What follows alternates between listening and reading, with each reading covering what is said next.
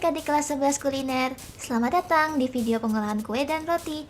Materi yang akan kita bahas hari ini adalah membuat adonan puff pastry dan Danish pastry. Jangan lupa berdoa sebelum pembelajaran dimulai ya. Sebelumnya ada pengenalan karakter komik. Dan selamat menonton!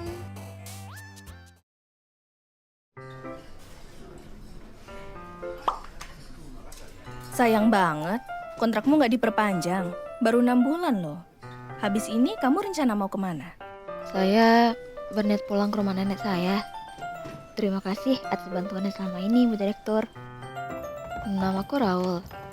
Karena efisiensi perusahaan, kontrak kerjaku selesai lebih cepat dari yang diduga. Kebiasaan sering ke bakery ketika jam istirahat membuatku kangen rumah nenekku. Karena itu, aku berniat belajar dan membantu nenek sambil menunggu pekerjaan baru. Saat keretaku sampai di stasiun, aku langsung disambut Alia dan nenekku. Kak Raul, sini. Wah, Cah Ayu wis balik. Sehat-sehat wae tondo. Saras, Mbah. Alhamdulillah. Oh, ternyata kakak mau bantu di toko roti Simba. Sebelumnya ada produk yang mau dipelajari? Kayaknya aku tertarik belajar buat pastry deh.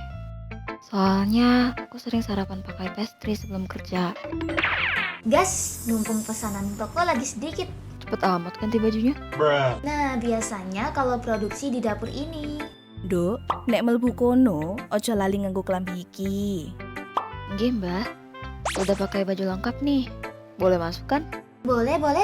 Cuci tangan dulu ya, sama potong kuku. Kak, kamu kan bakal bantu buat produk. Ku ajari teori dulu nggak apa kan? Biar bisa buat pastry yang kualitasnya oke. Aman aja, nggak apa-apa kok. Kualitas produk buat customer itu prioritas utama. Oke, mari kita belajar. Mula-mula, mari belajar mengenai 3 metode pengembangan adonan atau dough development yang digunakan untuk produk puff pastry dan Danish pastry. Yang pertama ada metode biologis, terjadi pada proses membuat roti atau disebut juga dengan panery dan menggunakan ragi. Adonan yang dicampur ragi mengembang karena fermentasi yang menghasilkan gas. Suhu proofing minimal 24 Celcius dan maksimal 35 Celcius. Contoh produknya ada soft roll, sourdough, dan French bread. Jika saat proofing adonan tidak dimasukkan ke proofing cabinet, tutupi adonan dengan serbet atau kain bersih. Yang kedua ada metode fisika. Terjadi pada beberapa proses, salah satunya saat melapisi adonan dengan coarse fat atau disebut juga dengan teknik laminasi. Adonan mengembang karena coarse fat yang terperangkap di antara adonan menguap saat dipanggang. Contoh produknya ada puff pastry. Yang ketiga ada teknik kombinasi, merupakan gabungan antara metode biologis dan fisika, seperti gabungan teknik panery dengan laminasi. Contoh produknya ada Danish dan croissant. Setelah mempelajari teori dough development, kita belajar mengenai pengertian puff pastry. Puff pastry adalah jenis adonan berlapis atau laminated dough yang tidak menggunakan ragi ataupun bahan pengembang kimia apapun. Pengembangan adonan menggunakan metode pelapisan dengan coarse fat atau disebut juga dengan teknik laminasi. Karena tidak menggunakan gula, rasa dari puff pastry cenderung tawar atau plain, sehingga bisa diolah dengan topping atau filling manis ataupun gurih. Kemudian ada jenis puff pastry. Yang pertama, puff pastry klasik atau tradisional. Proses laminasinya dengan coarse fat yang diletakkan di dalam adonan, kemudian baru di rolling dan dilipat. Contoh produknya ada fold oven, turnover, dan cheese straw. Yang kedua ada puff pastry inverted. Laminasinya dengan coarse fat yang diletakkan di luar adonan, kemudian baru di rolling dan dilipat. Proses ini sulit sehingga lebih optimal jika menggunakan alat inverse sheeter dough. Contoh produknya ada Napoleons, apple tartlets, dan onion tart. Yang ketiga ada puff pastry blitz. Proses laminasi dengan metode Skotlandia atau coarse fat langsung dicampurkan ke adonan dasar, kemudian baru di rolling dan dilipat. Contoh produknya ada sausage roll, Scottish stick pie, dan salmon pie. Yang keempat ada puff pastry Italian. Komposisinya menggunakan telur dan white wine, serta persiapan adonannya membutuhkan waktu yang lebih lama. Contoh produknya ada Mille Foglie, Sfogliatella, dan Canoncini. Selanjutnya berikut ini resep puff pastry klasik. Ada 4 versi puff pastry, tetapi hari ini kita akan belajar mengenai puff pastry klasik dengan resep seperti di bawah. Lalu ada pengertian Danish pastry. Danish pastry adalah jenis adonan berlapis atau laminated dough yang juga lebih kaya lemak dan gula atau rich dough dibandingkan dengan puff pastry. Adonan Danish juga menggunakan ragi, termasuk dalam viennoiserie, yaitu produk pastry yang dikembangkan di daerah Vienna. Pengembangan adonan menggunakan metode kombinasi. Kemudian ada 2 jenis Danish pastry. Yang pertama ada Danish Classic.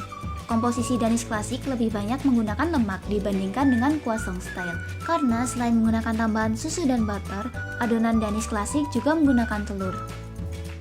Adonan Danish Classic menggunakan campuran tepung terigu protein sedang dan protein tinggi, serta biasa disajikan dengan filling atau topping manis atau sweet.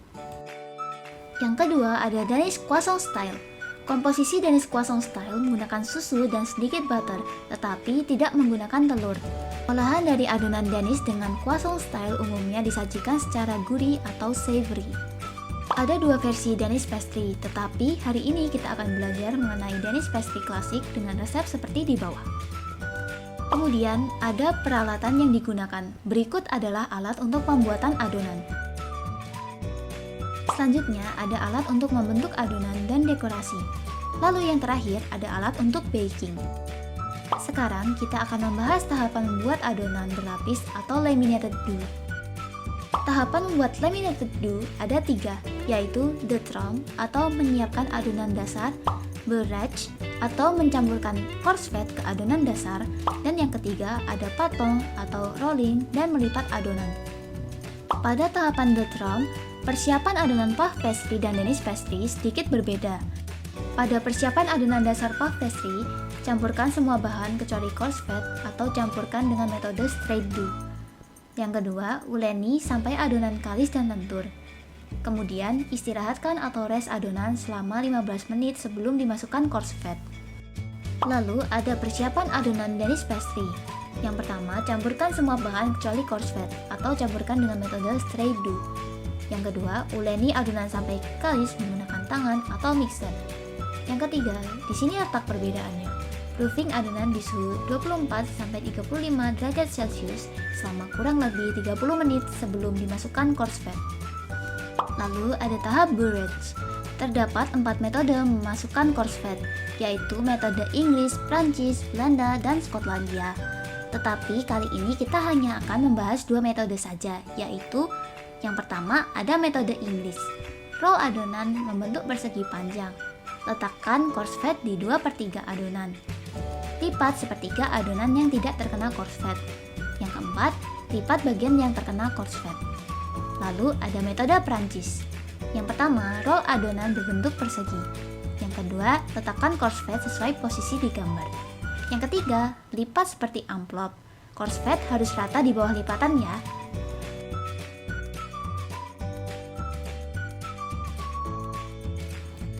Kemudian ada tahap patong. Pada tahap ini, adonan di rolling, kemudian dilipat. Ada 2 jenis lipatan yang umum digunakan, yaitu yang pertama, lipatan single dengan jumlah lapisan 3. Keluarkan adonan yang sudah di resting, ubah posisi adonan vertikal jadi horizontal, lebarkan menggunakan rolling pin, lipat sepertiga adonan sebelah kanan ke tengah, dan lipat sepertiga adonan sebelah kiri ke tengah. Selanjutnya ada lipatan double dengan jumlah lapisan 4. Keluarkan adonan yang sudah di resting. Ubah posisi adonan vertikal jadi horizontal. Lebarkan menggunakan rolling pin. Lipat seperempat adonan sebelah kanan ke tengah. Lipat seperempat adonan sebelah kiri ke tengah. Terakhir, tutup lipatan seperti buku. Lalu kita bahas mengenai penggunaan lipatan single dan double. Jumlah lipatan adonan bervariasi, tergantung dengan jenis adonan dan produk yang akan dibuat. Berikut adalah contoh produk dengan jumlah lipatannya. Untuk puff pastry klasik, lakukan lipatan double sebanyak 4 kali atau lipatan single sebanyak 5 kali. Untuk Danish pastry klasik, lakukan lipatan single sejumlah 4 kali. Untuk Danish pastry croissant, lakukan lipatan single sejumlah 3 kali. Semakin sedikit lipatan, tekstur pastry akan cenderung lebih mengembang dan lembut. Sebaliknya, jika semakin banyak lipatan, tekstur pastry akan semakin kering, flaky, dan renyah. Catatan penting! Setelah melakukan 1 kali lipatan, diamkan adonan 20 menit di chiller. Saat melipat, usahakan taburi adonan dengan sedikit tepung terigu. Jika tepungnya terlalu banyak, sapu tepung menggunakan kuas. Saat menggilas adonan, jangan terlalu kuat agar lapisan tidak menempel. Setelah selesai belajar metode laminasi, kita akan belajar mengenai beberapa produk puff pastry dan contoh produknya. Yang pertama ada bentuk pinwheel atau kincir angin. Potong adonan berbentuk persegi. Belah sudut adonan, letakkan topping di tengah. Lipat setengah segitiga seperti contoh. Dan ini contoh produknya. Yang kedua ada bentuk straw atau sedotan. Iris memanjang dan pelintir adonan. Dan ini contoh produknya. Yang ketiga ada bentuk turnover. Potong adonan berbentuk persegi dan letakkan topping di tengah. Lipat menjadi segitiga dan kerat pinggirnya menggunakan garpu. Dan ini contoh produknya. Yang keempat ada bentuk volavon.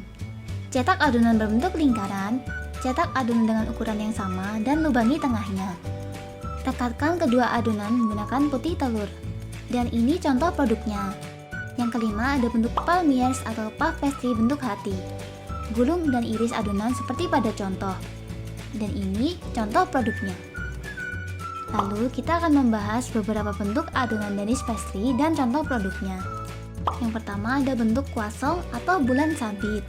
Bagi adonan berbentuk persegi panjang menjadi 4. Potong dengan sudut 45 derajat supaya bentuk seragam. Gulung adonan seperti pada contoh. Berikut adalah contoh gambar produknya. Yang kedua ada cinnamon roll. Potong adonan memanjang, taburi salah satu sisi dengan gula pasir dan kayu manis. Gulung adonan dengan arah sesuai contoh. Berikut adalah contoh gambar produknya. Yang ketiga ada pain au chocolat. Potong adonan berbentuk persegi panjang, letakkan coklat lalu gulung adonan sesuai langkah di gambar. Berikut adalah contoh gambar produknya. Saat memanggang bisa dibalik agar permukaan atasnya rata. Kemudian ada bentuk kepang atau braid. Roll adonan memanjang, lalu potong menyerong seperti pada gambar. Letakkan topping di tengah-tengah potongan menyerong. Lipat salah satu sisi, timpa dengan sisi yang lainnya, lanjutkan lipatan sampai ujung. Berikut adalah contoh gambar produknya. Kemudian ada proses memanggang dan penyelesaian atau baking and finishing. Pada proses baking untuk puff pastry, adonan selesai dibentuk dan diberi topping. Kemudian egg wash. Kemudian panggang di suhu 190 derajat pada 5 menit pertama. Jangan lupa alasi loyang dengan kertas roti. Kemudian turunkan suhu menjadi 180 derajat. Tunggu 20-30 menit sampai golden brown. Pada proses baking untuk Danish pastry, adonan selesai dibentuk dan diberi topping. Kemudian proofing 20-30 menit. Kemudian panggang di suhu 190 derajat pada 5 menit pertama. Jangan lupa alasi loyang dengan kertas roti. Kemudian turunkan suhu menjadi 180 derajat. Tunggu 20-30 menit sampai golden brown. Lalu proses finishing. Setelah selesai dipanggang, angkat dan dinginkan produk di rak pendingin atau cooling rack. Ada beberapa jenis topping yang ditambahkan setelah produk selesai dipanggang. Contohnya whipping cream, custard cream, buah segar, icing sugar, dan berbagai topping yang aman dikonsumsi secara langsung. Selanjutnya ada kriteria hasil produk yang baik. Sing digawe Raul karo Alia wis sesuai karo kriteria iki.